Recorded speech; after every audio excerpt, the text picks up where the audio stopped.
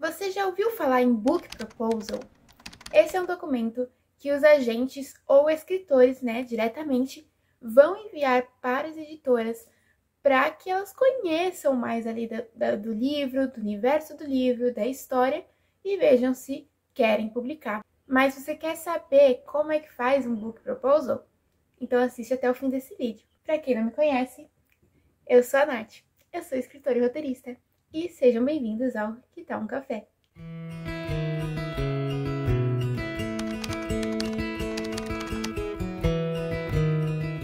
Como eu disse aqui no início do vídeo, o Book Proposal é um documento muito importante. Eu já falei sobre os 3 tipos de publicação nesse vídeo aqui. E em 2 delas, na publicação tradicional e na publicação que é uma coparticipação, nelas 2 seria o ideal você enviar junto com o original do seu livro um Book Proposal. Só que o que acontece, Tem editoras que quando você vai ver como é que envia o original e tudo mais, eles não pedem um Book Proposal, eles pedem, por exemplo, uma carta de apresentação e a sinopse do livro, ou um currículo resumido e a descrição dos personagens, sabe? Cada uma vai pedir de um jeito. Tem editoras que são mais livres, que pedem geral, e aí você pode sim mandar o Book Proposal, mas tem editoras que pedem essas coisas mais específicas. No caso, o que você pode fazer é mandar essas coisas específicas, porque eles pediram isso, e você pode também mandar junto o Book Proposal, se você quiser. Eu acho que sim, esse seria o ideal, porque o Book Proposal, ele tem muita informação, muito mais do que, por exemplo, uma carta de apresentação e uma sinopse. Ele traz muitos dados que a editora pode sim utilizar se ela ficar interessada no seu livro, quiser ver um pouco mais antes de ler o original, Então, eu acho que é válido enviar junto o Book Proposal. Mas assim, o que é, Como é configurado? Como é que faz mesmo um Book Proposal? Tem um jeito base de se fazer? Digamos que assim, existem elementos que são obrigatórios que você tenha no Book Proposal e tem elementos que você vai ver de modelo para modelo que eles são muito voláteis, assim, às vezes vai ter, às vezes não vai ter. E eu acho que depende muito do jeito que você pode depois apresentar essa história, Às vezes vão marcar uma reunião e aí quando você vai apresentar, você usa o seu Book Proposal de base e para você faz mais sentido ter, por exemplo, uma logline no Book Proposal do que uma descrição de cada um dos capítulos. Então, vai muito de você e também do seu projeto, Às vezes o seu projeto pede uma descrição detalhada de cada um dos personagens, porque ele é todo embasado na vida de um personagem, assim. Então, você precisa falar a história pregressa desse personagem e tudo mais. E tem alguns casos que não, às vezes a sinopse, fazer uma sinopse maior é melhor do que focar em um personagem só. São diferentes casos que você vai ter que analisar de acordo com o seu projeto e também de acordo com você, Ah, e a editora, eu não posso levar em consideração? Você deve levar em consideração a editora. Só que é muito melhor você, por exemplo, ter um Book Proposal fechado, que serviria para todas as editoras, e aí fazer o que eles pedem ali, separado. Então, vamos falar quais são os elementos de um Book Proposal. Eu vou levar como base o meu Book Proposal dos Ares de Luísa, mas você, assim, como eu disse, você pode mudar, você pode incluir o que você quiser, você pode tirar aqui do que você quiser, então vai muito de você, tá? Capa, com o título, o seu nome, E no caso eu pus o meu nome artístico, que é como eu quero que esteja na capa do livro mesmo. E aí eu coloquei qual é o gênero. Isso eu peguei muito da Bíblia de série, Que lá na Bíblia de série a gente põe o formato, a gente põe duração, gênero. Então, eu bebi um pouco ali do cinema para colocar aqui no meu Book Proposal, até porque eu percebi também que tanto o meu livro quanto o Book Proposal, eles estão bem cinematográficos, E eu não posso negar esse meu lado, é o lado de onde eu venho, ó, é a minha escola, Então, eu trouxe um pouco disso também pra cá. Logo depois da capa, eu coloquei a logline, storyline, como vocês quiserem chamar. Isso é outra coisa que eu roubei lá do cinema, né? Eu acho que serve muito bem também para literatura. Vi um modelo de book proposal que fazia isso também, de colocar a storyline, a logline logo no início, então eu achei que valeria super a pena colocar aqui também, já que é a primeira página, vai mostrar já, pá, leu uma logline, você já sabe do que você vai estar analisando depois daqui. Logo depois da logline, eu coloquei a minha apresentação, né? Um pouco de mim, um currículo resumido. É um currículo resumido que eu já uso bastante para inscrição de festival, inscrição de concurso. Eu dei uma adaptada para incluir as coisas que normalmente editoras tradicionais gostam mais, por exemplo, a criação de conteúdo aqui do Cacau Café, número de seguidores de Instagram e algumas outras coisas assim que as editoras gostam porque elas percebem que, tipo, publicar esse autor, ele vai vender alguma coisa, né? E é isso que é importante para as editoras tradicionais, eles precisam vender. Logo depois da minha apresentação, eu vim com a sinopse. E como eu falei ali, eu quis fazer uma sinopse mais longa, dividida em duas partes. A primeira parte é uma sinopse normal. E na segunda parte da sinopse, o que eu coloquei foi um pouco o porquê que eu escrevi desse jeito a história, sabe? Deixa eu tentar pegar aqui um pouquinho. O próprio começo dessa segunda parte da sinopse aqui. No início dessa aventura, você encontrará uma Luísa insegura e dependente de um relacionamento para ser feliz. E ao final você verá uma Luísa livre, independente e sonhadora. Eu quis trazer esses dois lados porque eu achei importante falar esses motivos do livro. Mas, por exemplo, dependendo do seu projeto, esse seria um bom momento para você colocar uma logline de cada capítulo, ou talvez a história pregressa, né, do personagem principal.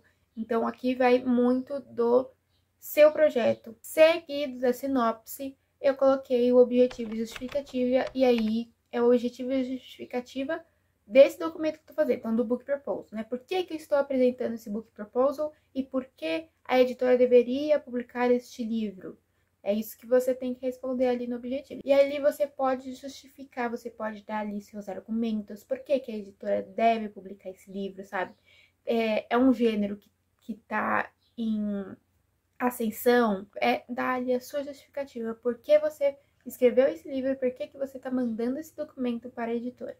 Logo depois disso, vem os dados técnicos do livro. Então, você vai colocar ali, já pega aqui um post-it, um caderninho para anotar o que você tem que colocar como dado técnico do livro. Você tem que colocar o título, número de páginas, número de capítulos, quem são os personagens principais, quantos caracteres tem com espaço, quantos caracteres tem sem espaço, número de palavras, gênero literário, público-alvo e faixa etária. Tá? São essas 9 informações que você tem que colocar ali. E por que isso vai ser importante? Quando o editor, que ele já é uma pessoa mais experiente, né? Ele já faz isso todo dia da vida dele, é o trabalho dele. Quando ele vê, tem 160 mil caracteres com espaço, isso provavelmente vai dar um livro de 200 páginas e vai me custar tanto para publicar. Ele já sabe. Depois eu quis colocar um pouco explicando o gênero e o público-alvo. Basicamente explicando, esse livro vai vender? Ele tem público para ser vendido, né? Onde ele vai vender? Como que eu vou vender isso, né? Como que eu vou chegar nesse público? Como que a editora chega nesse público? E o mais importante de tudo, né? Seja na capa, seja ali nos dados técnicos, seja agora, se você também escolher falar um pouco do gênero, essa editora publica esse gênero? Gente, não dá para você enviar um livro de ficção científica para uma editora que só publica livros de romance.